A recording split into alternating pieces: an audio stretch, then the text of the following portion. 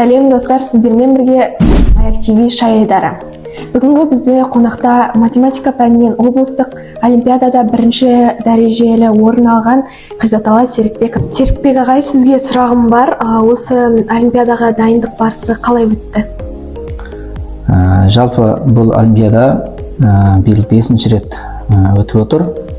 Мен алғаш 2022 жылы бірінші рет қатысқанмын. Биыл 2-ші рет қатысып отырмын. Жалпы олимпиадаға үздіксіз дайындық және үздіксіз ізденіс керек. Сондықтан мен әр күнімді бос өткізбей үнемі өз-өзімді дамытып отыруға тырыстым. Жақсы, рахмет. Серікбек ағай, сізді халықаралық кезеңге өтуіңізбен шын жүректен құттықтаймыз. Біз Маяковский атындағы орта мектебі ұжымы сізбен мақтанамыз. Енді келесі сұрағыма көшсем, сол додаға қандай жоспармен, қандай көңіл күймен дайындалып жатырсыз? Жақсы, рахмет.